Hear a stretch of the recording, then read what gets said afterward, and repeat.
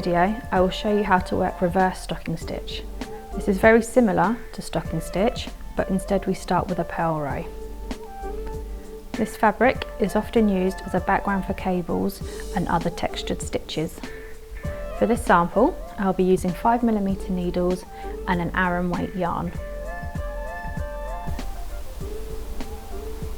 As we come to the end of our purl row, we will then turn our work and continue with a knit row.